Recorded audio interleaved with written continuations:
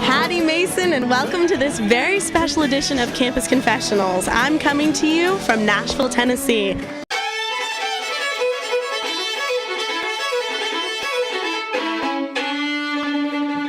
Let's see if these guys' stories can add up to yours. I'm Chad. I'm from the University of Minnesota Twin Cities. We have another one from Nebraska, and he's going to tell us a funny or embarrassing story. What's your name? My name's Adam. People call me Soup. Soup? Yeah, it's short for Superman. All right, tell me your story. I don't know. Last night we decided to go get some ribs, and because we're in Nashville, and Right. we went to a blues club, and we got there right as the band was setting up and everything, and we had our meal, and we decided to kind of stick around for the rest of the set. In high school, it was my friend's bachelor party. So In high school, your friend was getting married? No, he was like 20 or 30 Oh, or okay. something. I don't know. He was pretty old. I was just there. So what happened? Okay, so they get a lot of alcohol into me. Then they start making suggestions for stuff for me to do. Someone yelled out, "Hey man, go streaking!" There was one particular individual who's Jamaican, and he introduced himself to us. Just was walking around all over the place, and in the off time when he wasn't talking to people at tables, he was just dancing in front of the stage. The only guy in the entire club just dancing. Another guy goes, "Why don't you go play in traffic?" I combine the two. And so I'm hiding in the bushes. My friend's house is right at a stop sign. So every time a car would pull up at night, I run out, I go, woo! Run back in the bushes. Then here comes the old lady. So eventually, about halfway through the night, he was already tanked. Right. He started drinking more, which is always a really good idea when you're the only person dancing in front of a stage. So he started drinking more, and then started hitting on one of my friends, Brady. She was just kind of sitting there, and she's totally white and doesn't dance. I get right in front of her car, shaking this, going like this. In front of her car, right in the headlights. Then I run up to her driver's side window, and I was... Oh. Well, I was drunk. I assume that was your ass going down the window. No? No? No. And so they hurry up and grab me. Yeah, sure. They throw me into a closet. All of us guys are kind of like, this isn't really cool. So Yeah. we sat down and talked with him a little bit, and eventually, I don't know if he was just drunk or if he really has a mental condition or if he actually did these things, but he told me that he would kill me if I ever told anybody. But supposedly he's responsible for the deaths of 250 people across Europe, the Middle East, and North Africa. I wake up the next morning about 5 in the morning screaming, "I'm blind, I'm blind." Because it's dark in there. And so they come up, they're like, "Oh man, don't you got class in the morning?" This is a weeknight. So I have to run back home. They lost my clothes, so I borrowed one of their pants are like stretched out to here, so I'm like running home, and there's like this pair of pants that are way too big, and I climb up to my second story window where I sneak back into my room. He's been jailed several times, and supposedly Jesus came to him twice, and he was on a 3 strikes you're out system. So the second time, Jesus said, "Okay, listen, you got one more strike and then you're out." And so then he found Jesus and went to jazz clubs and started hitting on my friends. My name's Diego from the University of Connecticut. I'm Rhea, and I'm from Wayne State College from Nebraska as well. This actually happened on Halloween. So I dressed up as Fabio and walked around saying, "I can't believe it's not butter" all night. So I had this long wig, and guys were hitting on me all night because they thought I was a girl. Probably my most embarrassing experience, there's 2 of them actually in the same area.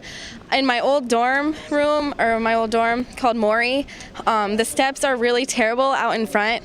And one weekend I was carrying my big laundry bag down the front, and I completely biffed it down like 5 stairs, and my laundry went flying all over the front lawn. And I got kicked out of this party, so I'm walking out and I tackle someone, and I lose my glasses, and a car runs them over.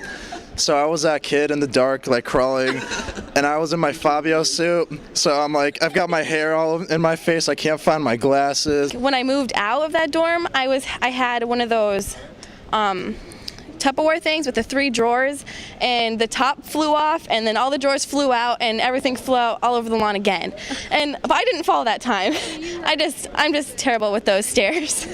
It came down to having to ask the most hated people of all, cops, for help because they had the flashlights. Right. But yeah, thanks to Lens Crafters, 1 hour service, I'm all set now. That's good. Did you say you bipped? What is Biffed it. biffed it? Like completely fell. So biffed means completely fell? Yeah. Yeah, like you trip and you fall and Yeah, I've never heard that before. All right, we learned a new word. Okay, what's your name? My name's Nicole. Okay, and you're from Nebraska as well? I am from Wayne State College as well. My name's Mark. I'm from Seattle, Washington. I go to school in Aiken, South Carolina. I'm Brooke Cubbage, and I'm from Aiken, South Carolina, and I go to USC. Hi, I'm Mark Delcor from UW Whitewater. My freshman year, my ex-boyfriend, who's kind of like a porn fanatic. Anyway, I was with my current boyfriend at the time too. We were all at the party. I drank 3/4 of a bottle of Bacardi alone by myself. I was, needless to say, very intoxicated. So why don't you tell me about this wiener wake up? Is that what you call it? Yeah, it's the wiener wake up. Basically, what happens is I was sound asleep in my dorm room, and my roommates thought it'd be hilarious to give me the wiener wake up. A crazy story that happened to me at a party last year. I was at a party and I was hooking up with this girl, and she was real cute, and we started messing around, and she goes, do you want to have sex? I was like, yeah. She's like, I passed out. I had a roll of film and camera. Well, I woke up and found out that he photographed me getting teabagged by another fraternity brother, stole my roll of film, and put it on the internet. And I haven't found it yet, but supposedly it's under the fraternity site. Now, what the wiener wake up is you get completely naked, and you stand straddling the person, and you shake your junk, and I want you to take a poop on me. And she was dead serious about it, so I just looked at her and pulled my pants up and walked out of the room, and that was the end of that. But yeah, I didn't find out till like 2 hours after I woke up that the guy would just tap me on the shoulder like, yeah, did you know you got teabagged? And I'm like, no, it's really gross. It was really gross. So did you wake up and see this horrible sight in your face? definitely woke up and saw a wang flying back and forth in front of me, and I bet that was horrifying. it wasn't pleasant, that's for sure. That was a good move on your part. Ew. I didn't want to poop on her. And then, she wanted me to poop on her and, then have sex with her, and you'd have to smell that the whole time, and that wouldn't have been fun. How is that sexy in any way? How is that a turn on? I don't understand. I don't know. It'd be like picking peanuts off her chest, and I was... That's pretty funny. I think that the equivalent to that at home is a teabagging, but I'm not sure. You know about that? I've never heard of a wiener wake up, but definitely in South Carolina it's called teabagging. Hey, note to everyone in Virginia, people that go to the University of Wisconsin are freaks. Just Whitewater, not all the UW schools. Yeah? Yeah. What's it like in Wisconsin? I've never been. There's really nothing to do but milk cows and be cold. Yeah, we eat a lot of cheese and brats, and we always go to football games without shirts on in the winter, and that's about it. That's cool.